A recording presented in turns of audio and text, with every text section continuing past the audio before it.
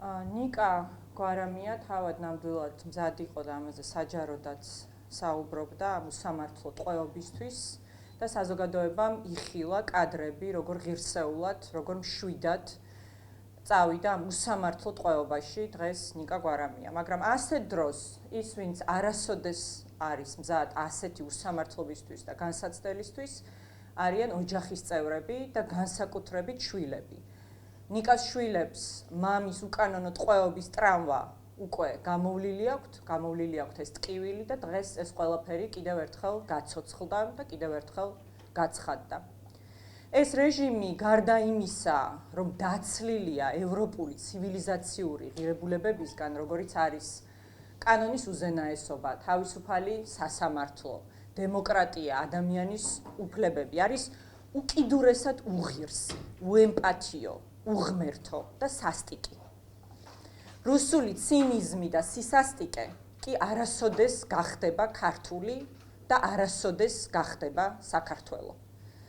როგორც ნიკამ თქვა ბოლო სიტყვაში, ივანიშვილის რუსული მოღალატეობრივი, სასტიკი, უღირსი და უღმერთო რეჟიმი უნდა დაემხოს.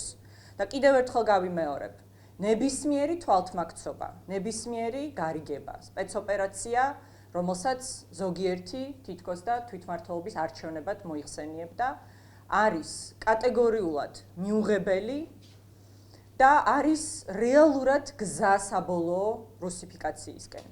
მხოლოდ სიმტკიცით, მხოლოდ სიმართლით და მხოლოდ ერთიანობით შეგვიძლია დავამარცხოთ რუსული რეჟიმი და ვიხსნათ, გადავარჩინოთ არა საკუთარი თავები, არა რომელიმე პოლიტიკოსი, არა რომელიმე პოლიტიკური პარტია, არამედ გადავარჩინოთ ჩვენი ქვეყნის სახელმწიფოებრიობა, გადავარჩინოთ ჩვენი სამშობლო გარუსებისგან.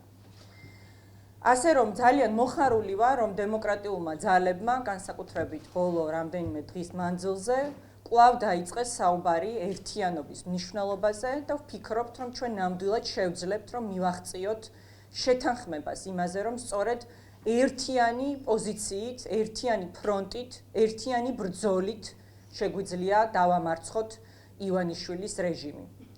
კვლავ ერთიანობის აუცილებლობაზე საუბარი დღეს არის აბსოლუტურად გადამწყვეტი, ეს არის ის, რაც გადაარჩენს ჩვენ სამშობლოს.